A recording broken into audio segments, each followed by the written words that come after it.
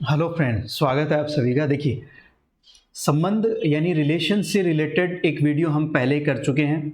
इसकी एक क्लास जो है वो आपकी पहले हो चुकी है। जिसने भी वो क्लास आपने अगर नहीं देखी है तो आप उसको ज़रूर देखें। उसमें मैंने रिलेशन से रिलेटेड यानी जो आपका टॉपिक रिलेशन है उससे रिलेटेड सारे टॉपिक्स मैंने उसमें कवर करवा दिए। उसमें कार्टेशियन प्रोडक्ट, रिलेशन की डेफिनेशन, प्रांत, जो आपके पास में परिसर यानी डोमेन, रेंज और सारे टॉपिक जो रिलेशन से रिलेटेड हैं वो सब मैं करवा चुका हूँ। संबंधों की संख्या, ए से बी में अगर कोई संबंध परिभाषित है तो उसमें एरिक संबंधों की संख्या क्या होगी और उसके प्रांत क्या होंगे, परिसर क्या होंगे, सह प्रांत क्या होगा, ये सारे के सारे टॉपिक हम पहले ही कवर कर चुके हैं। तो अगर आपको पहले आपने वो वीडियो नहीं देखा है तो आप ज़रूर उसको जाके एक बार देखें, उसको आप ज़रूर चेकआउट करें, तो उससे आपके जो सारे डाउट्स है वो क्लियर हो जाएंगे। आज का जो हमारा जो क्लास रहने वाली है, आज का जो वीडियो होगा उसमें हम रिलेशन से रिलेटेड जो पिछले सालों में जो क्वेश्चंस पूछे गए हैं, प्रीवियस ईयर्स में जो क्वेश्चंस पूछे गए हैं, पूर्वी की एग्जाम में जो क्वेश्चंस पूछे गए हैं उनको यहाँ हम डिस्कस करेंगे और उनका सॉल्यूशन हम यहाँ पर हम करने वाले हैं। तो ये क्लास जो है वो आपके लिए बहुत ज़्यादा बेनिफिशियल होने वाली है। इसमें जो क्वेश्चंस हैं वो मैंने बहुत अच्छे क्वेश्चंस लिए हैं जो पिछली एग्ज़ाम्स में, पिछले कुछ सालों की एग्ज़ाम्स में आए हुए हैं। तो इस क्वेश्चंस को हम सॉल्व करते हैं और आप इसको कंटिन्यू आप इसको देखिए और मेरे साथ में बने रहिए। देखिए, फर्स्ट क्वेश्चन जो है आप यहाँ देख पा रहे हैं स्क्रीन पर कि एक रिलेशन है R जिसमें x प्लस 5, x जो इस तरह से है आपके पास में 0 एक समुच्चय है, एक सेट है 0 1 2 3 4 5 का द्वारा परिभाषित संबंध R का परिसर है। यानी आपको रेंज पूछी है, range of a relation defined by R। एक रिलेशन है जिसमें आपको x जो है वो इस तरह से डिफाइन कर रखा है जिसके एलिमेंट है 0 1 2 3 4 और 5। आपको रेंज पूछी गई है कि रेंज क्या होगी इसकी। तो देखो, जब भी आपके पास में इस तरह से रिलेशन है x और अगली वाली टर्म हमेशा y होती है, यानी इसी तरह से हम उसको लिखते हैं। कोई भी आपके पास में रिलेशन लिखा हुआ है तो उसको कर्मित गुणन के रूप में जब हम लिखते हैं उसको एक कार्टेशियन प्रोडक्ट के रूप में, तो इस तरह से हम लिखते हैं उसको x और y ऑर्डर पेयर के रूप में। तो y जो होता है वो हमेशा रेंज को रिप्रेजेंट करता है और x हमेशा, ये जो x है ये हमेशा आपका डोमेन को रिप्रेजेंट करता है यानी प्रांत को रिप्रेजेंट करता है, और y जो है वो हमेशा आपकी रेंज को रिप्रेजेंट करता है कि उस रिलेशन की रेंज क्या है। तो रेंज हमें निकालनी है तो हम क्या करेंगे, x के मान इसमें रखते जाएंगे, y के मान हमें प्राप्त होते जाएंगे। तो 0 जब आप रखोगे यहाँ पर तो 5 आ जाएगा, फिर उसके बाद में यहाँ पर आप 1 रखोगे तो 6 आ जाएगा, 2 रखोगे 7 आएगा, फिर उसके बाद में 3 रखोगे तो 8 आ जाएगा, फिर उसके बाद 4 रखोगे तो 9 आ जाएगा और 5 रखोगे तो 10 आ जाएगा आपके पास। तो ये ऑप्शन में देखिए आप कौन सा ऑप्शन आपके पास में है, ऑप्शन आपके पास में ए ऑप्शन आ जाएगा। तो आंसर क्या आ जाएगा आपके पास में, ए आंसर आ जाएगा। तो ये आपका आंसर आएगा। सिंपल सा क्वेश्चन है, ये आरपीएससी सेकंड ग्रेड 2010 में आया हुआ है क्वेश्चन है। आरपीएससी सेकंड ग्रेड 2010 में आया हुआ सिंपल सा क्वेश्चन है जो हमने अभी सॉल्व कर लिया। चलिए नेक्स्ट देखते हैं। अगला क्वेश्चन है आपके पास में, नेक्स्ट सेकंड क्वेश्चन जो यहाँ पर देख रहे हैं। मान ले कि आर आपके पास में एक्स वाई एक यहाँ पर रिलेशन डिफाइन कर रखा है जिसमें x plus 2y is equal to 8 है, n पर परिभाषित है। n का मतलब क्या है, नेचुरल नंबर है। n का मतलब है नेचुरल नंबर यानी प्राकृत संख्याएं। प्राकृत संख्याएं हमें पता ही है कौन सी होती है, 1 से लेकर के इनफाइनाइट तक जो संख्याएं चलती है वो प्राकृत संख्याएं होती है। ओके, आर का प्रांत, अब की बार हमें क्या ज्ञात करना है, यहाँ पर प्रांत ज्ञात करना है। ठीक है, हमें क्या ज्ञात करना है, यहाँ पर प्रांत ज्ञात करना है, यानी हमें डोमेन फाइंड आउट करना है। तो डोमेन का मतलब जो मैंने अभी बताया आपको, फर्स्ट एलिमेंट हमेशा डोमेन को रिप्रेजेंट करता है ऑर्डर पेयर में, और सेकंड वाला जो y है वो हमेशा रेंज को रिप्रेजेंट करता है। तो हम इसको ऐसे लिख सकते हैं, x is equal to 8 minus 2y लिख लेता हूं मैं। और फॉर ईच एक्स वाई दोनों किस में बिलोंग कर रहे हैं, नेचुरल नंबर में बिलोंग कर रहे हैं। तो y का मान आप नेचुरल नंबर से रखते जाइए, आपको x का मान मिलता रहेगा। जैसे y की जगह 1 रखेंगे तो x कितना आ जाएगा, 6 आ जाएगा। यहाँ पर 8 माइनस 2, 2 रखेंगे तो 4 माइनस 8 कितना आ जाएगा, 4 माइनस 8 यानी आपके पास में 4 आ जाएगा। फिर उसके बाद में यहाँ पर 3 रखोगे तो 3 इंटू 2 यानी 6, 6 जब 8 में से माइनस करोगे 2 आ जाएगा। फिर 4 रखोगे तो 8 माइनस 8 0 आ जाएगा। 0 नेचुरल नंबर नहीं होता है तो हम इतने ही लेंगे यहाँ पर। तो आप ऑप्शन में देखिए कौन सा ऑप्शन राइट है जिसमें 2 4 6 आ रहे हो, तो ऑप्शन सी जो है जिसमें आपके पास में 2 4 6 आंसर आ रहा है, तो ये आपका करेक्ट आंसर होगा। ये एच टेट यानी हरियाणा जो टेट होती है उसमें 2013 में आया हुआ क्वेश्चन है। अगला क्वेश्चन देखेंगे, क्वेश्चन नंबर 3 है आपके पास में, यदि a 10 से छोटी प्राकृत संख्याओं का समुच्चय है तो बना लो भाई a क्या है, 10 से छोटी प्राकृत संख्याएं यानी 1 2 3 4 5 6 7 8 और 9, ये 10 से छोटी प्राकृत संख्याएं हमने बना ली।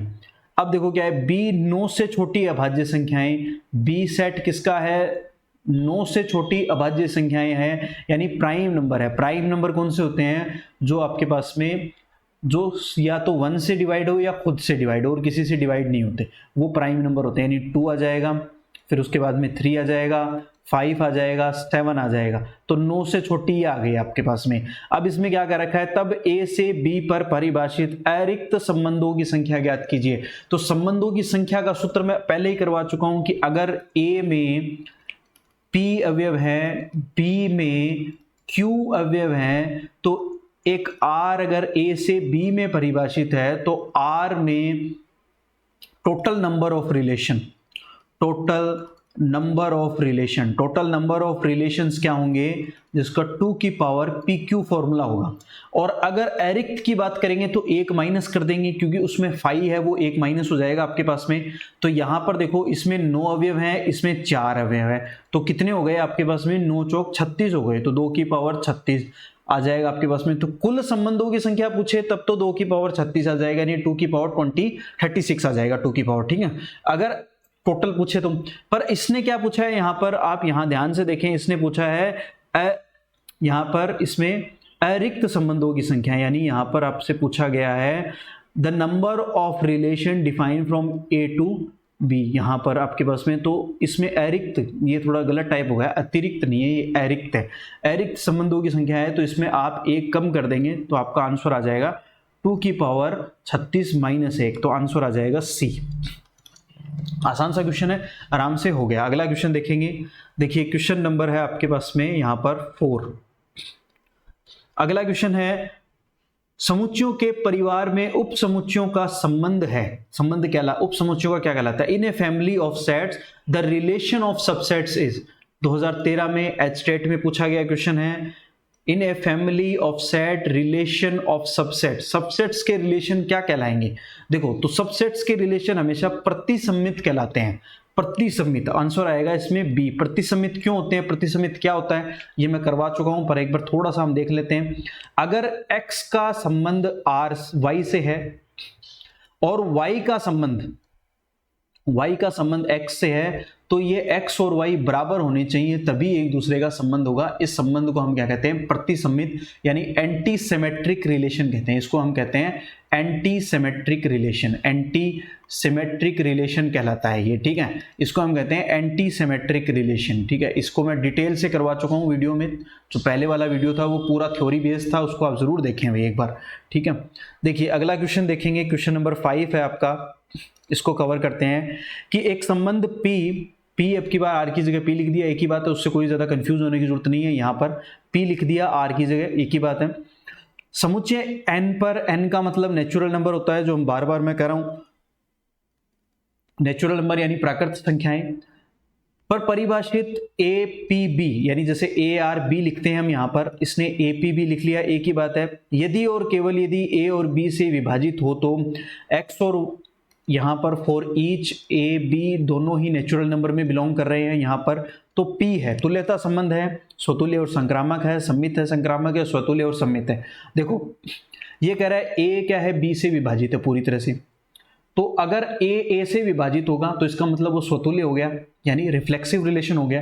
रिफ्लेक्सिव रिलेशन यानी खुद का खुद से रिलेशन, जो मैं डिटेल से करवा चुका हूं, तो A यानी खुद का खुद से रिलेशन हो जाएगा। हर एक नंबर खुद से विभाजित हो जाता है आराम से, कोई दिक्कत नहीं, तो ये स्वतुल्य हो जाएगा, कोई दिक्कत नहीं है, यानी स्वतुल्य तो है, कंफर्म हो गया भाई ये स्वतुल्य है। अब सम्मित देखते हैं। सम्मित का मतलब क्या होता है कि अगर ए का संबंध बी से है तब क्या होना चाहिए, बी का संबंध भी किससे होना चाहिए, ए से होना चाहिए। क्या ये हो जाएगा? अगर ए बी से विभाजित है तो क्या ये संभव है कि बी भी ए से विभाजित हो? जरूरी नहीं है। जैसे एक से दो विभाजित हो सकता है, पर एक जो है वो दो से विभाजित नहीं हो सकता, तो ये सम्मित नहीं होगा, यानी सिमेट्रिक रिलेशन नहीं होगा। अब रिफ्लेक्सिव हो गया, कंफर्म है। सिमेट्रिक नहीं होगा, ट्रांजिटिव हो सकता है क्या? अगर ए का संबंध बी से है, यानी ए रिलेशन में है बी से, बी रिलेशन में है सी से, तो क्या ए का सी से रिलेशन हो जाएगा? ये भी नहीं हो सकता, क्योंकि अगर मान लो कोई भी दो नंबर हम लें, जैसे मान लो 4 है, वो 2 से विभाजित तो हो जाएगा, ठीक है। और 2 जो है यहाँ पर वो जो है वो विभाजित, जैसे और कोई चलो एक नंबर ले लेता हूं मैं यहाँ पर समझाने के लिए कि भाई जैसे 12 है, 12 जो है वो विभाजित हो जाएगा मान लो यहाँ पर 4 से, ठीक है, या 3 से मान लेते हैं, ठीक है, या 6 से मान लेते हैं, चलो 6 से विभाजित हो जाएगा। और 6 जो है वो विभाजित हो जाएगा यहाँ पर मान लो आपके पास में कोई नंबर से, कोई भी नंबर आप ले लो, 6 ले लो या 3 ले लो, ठीक है, पर कोई जरूरी नहीं है। जैसे यहाँ पर कोई संबंध ए जो है वो इससे भी विभाजित हो, यानी ए का संबंध अगर बी से है, ठीक है, इसको समझो कि जैसे ए का संबंध अगर बी से है, बी का संबंध अगर बी का संबंध जैसे 20, एक एग्जांपल ले लेते हैं, जैसे 25 जो है वो विभाजित हो जाएगा मान लो यहाँ पर मेरे पास में 5 से, ठीक है, या और बड़ा ले लेते हैं, चलो एक एग्जांपल कि भाई 50 है, 50 विभाजित हो जाएगा यहाँ पर आपके पास में यहाँ पर 25 से, ठीक है, या 10 से विभाजित हो जाएगा। 10 जो है वो विभाजित हो सकता है यहाँ पर किसी और नंबर से, 5 से मान लेते हैं। तो ज़रूरी तो नहीं है कि ये संबंध जो है वो 5 से विभाजित हो जाए, तो 5 जो है वो 50 से विभाजित हो सकता है, बिल्कुल सही है। तो संक्रामक हो सकता है पर ये ज़रूरी नहीं है, ठीक है, संक्रामक हो सकता है, बिल्कुल सही है। बट यहाँ पर देखो आपके पास में नेचुरल नंबर है सारे के सारे, तो नेचुरल नंबर में ये संभव हो सकता है, क्योंकि नेचुरल नंबर में जैसे मान लो 50 10 से विभाजित हो सकता है, 10 5 से विभाजित है, तो 50 जो है वो 5 से विभाजित हो जाएगा, बिल्कुल सही है। तो इसका मतलब ये कौन सा हो गया, स्वतुल्य हो गया और संक्रामक हो गया, है ना। अपन ये कोशिश कर रहे थे, नहीं हुआ, हम यही मान के चलेंगे पहले, ठीक है। हम एक तरफ ये यानी हम क्या चलेंगे, एक अपोजिट साइड से चलेंगे, ठीक है। हम कोशिश ये करेंगे वो नंबर ढूंढेंगे जहां पर पॉसिबिलिटी नहीं हो, पर अगर हो रहा है तो अच्छी बात है। तो स्वतुल्य है, सम्मित नहीं होगा, संक्रामक हो जाएगा। तो इसमें देखो स्वतुल्य और संक्रामक, ऑप्शन बी आ रहा है आपके पास में, आंसर आ जाएगा बी। आसान क्वेश्चन था, डीएसएसबी में आया हुआ है 2021 में, अच्छा क्वेश्चन है। डीएसएसबी में जो एग्जाम होती है आपकी, उसमें 2021 में जो एग्जाम हुई थी उसमें आया हुआ क्वेश्चन है। अगला क्वेश्चन देखते हैं। अगला क्वेश्चन है आपके पास में, किन्हीं वास्तविक संख्याओं x तथा y के लिए हम लिख सकते हैं कि x r y यदि और केवल यदि। डबल इंप्लाइज का मतलब होता है इफ एंड ओनली इफ, याद रखना भाई, if and only if, short में इसको IFF लिख देते हैं, ठीक है। X square minus Y square plus √3 है, X square plus Y square plus √3 है, इज एन इरेशनल नंबर, यानी ये एक अपरिमेय संख्या है। क्या ये अपरिमेय संख्या है? तो अब पहले वही स्वतुल्यता की जांच करेंगे सबसे पहले, यानी रिफ्लेक्सिव की जांच करेंगे। रिफ्लेक्सिव के लिए x का संबंध x से होना चाहिए, खुद का संबंध खुद से होना चाहिए। तो x square minus X square plus √3 आ जाएगा, तो इसका मतलब ओनली √3 आ जाएगा। तो ये क्या है, एक यहाँ पर इरेशनल नंबर है, बिलोंग्स टू टी, टी एक इरेशनल नंबर को रिप्रेजेंट करता है, तो ये इरेशनल नंबर है, बिल्कुल। दूसरा, अगर x का संबंध y से है, यानी x रिलेशन में है y से, तब एम्प्लाइज दैट y रिलेशन में होना चाहिए x से, तभी सिमेट्रिक आ जाएगा। ये तो रिफ्लेक्सिव हो गया आपका, रिफ्लेक्सिव। अब सिमेट्रिसिटी की हम यहाँ पर जांच करेंगे, यानी सिमेट्रिक है या नहीं है, यानी सम्मित है या नहीं है। तो x अगर y से है तो y x से, तो यहाँ पर देखो इसमें दे रखा है कि x स्क्वायर जो है, इसमें से मैं कॉमन ले लेता हूँ, यानी इसमें से माइनस कॉमन लें तो Y square minus X square आ जाएगा प्लस √3 हो जाएगा। अब ये संभव नहीं है, ये जरूरी नहीं है, पॉसिबल नहीं है यहाँ पर, क्योंकि ये पहले से स्क्वायर है। यहाँ पर हो सकता है कि कोई ऐसा नंबर आ जाए कि √3 आ जाए, वो इससे कैंसिल आउट हो जाए। यानी इस पूरे का मान अगर मान लो माइनस तो बाहर है ही और √3 आ गया और प्लस √3 ऑलरेडी है, तो ये अगर 0 आ गया तो 0 तो क्या है, रैशनल है, यानी क्यू आ गया, इरेशनल तो हुआ नहीं है, तो ये भी जरूरी नहीं है। हाँ, रिफ्लेक्सिव होगा, ये कंफर्म हो गया। सिमेट्रिक हो सकता है क्या कि भाई x का रिलेशन अगर y से है एंड y का रिलेशन z से है, ऐसे ही करते हैं हम। द एम्प्लाइज दैट x का रिलेशन z से होना चाहिए, ठीक है। तो x square minus Y square plus √3 है, ऐसे लेके चलते हैं। Y square minus Z square plus √3 है, इन दोनों को ऐड कर दो तो एक्स स्क्वायर माइनस, यहाँ पर इन दोनों को ऐड कर दें तो यह आ जाएगा √z² और प्लस 2√3 आ जाएगा। ये जरूरी नहीं है, ये भी कोई कंपलसरी नहीं है यहाँ पर कि ये दोनों नंबर जो है हो सकता है 2√3 आ जाए, तो ये भी कंपलसरी नहीं है। तो इसमें जो 101% जो श्योरिटी आ रही है वो सिर्फ रिफ्लेक्सिव की आ रही है कि ये सिर्फ स्वतुल्य ही पॉसिबल है। 100% अगर हम देखेंगे तो ये सिर्फ स्वतुल्य ही पॉसिबल है, तो आंसर इसका आएगा ए। आप इसको ए ही इसको प्रायोरिटी रखेंगे, ए इसको ऑप्शन आप सही आएगा, एकदम सही आंसर जो इसका आएगा वो ऑप्शन ए आएगा कि स्वतुल्य है ये। आगे देखेंगे अगला क्वेश्चन आपके पास में, यदि a और b क्रमशः m व n कोटि के परिमित समुच्चय हो तो a गुणा b में अरिक्त उप समुच्चयों की संख्या होगी। देखो ऐसा क्वेश्चन हम पहले भी कर चुके हैं कि जैसे a में अगर जो अवयव हैं उनकी संख्या p है, b में अगर अवयवों की संख्या q है, तो हमें पता है a गुणा b में अवयवों की संख्या कितनी होती है, pq होती है। ये हम पढ़ चुके हैं कार्टेशियन प्रोडक्ट में, याद होगा आपको, यानी ये हम किस में पढ़ चुके हैं, Cartesian number of Cartesian product, number of Cartesian product पिछले वीडियो में जरूर आप देखें भैया।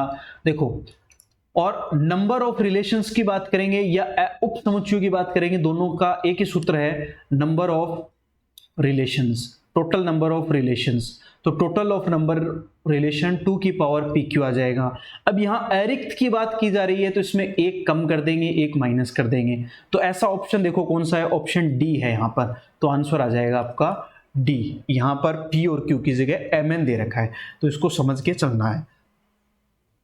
अगला देखेंगे, अगला क्वेश्चन देखते हैं। ये भी अच्छा क्वेश्चन है, देखो काफी बार आ गया ये, सेकेंड ग्रेड में भी आ गया 2011 में, फिर उसके बाद में पीजीटी जो आपका है डीएसएसबी का एग्जाम होता है उसमें भी आ गया 2014 में, ठीक है।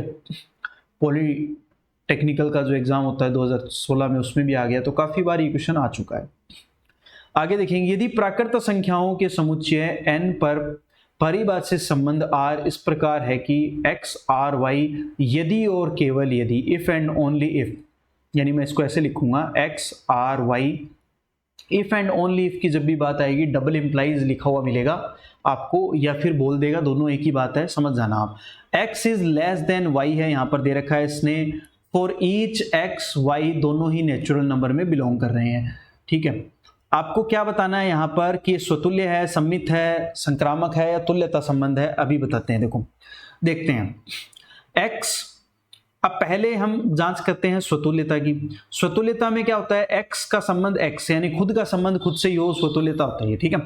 तो इसके लिए क्या होगा, x लेस देन x से ऐसा हो सकता है, नहीं हो सकता, कोई नंबर खुद से छोटा नहीं हो सकता, ठीक है। बराबर तो हो सकता है, अगर ये बराबर होता तो मैं इसको स्वतुल्य जरूर कहता, तो स्वतुल्य नहीं है। दूसरा, x का संबंध अगर y से है देन इंप्लाइज दैट y का संबंध x से होना चाहिए।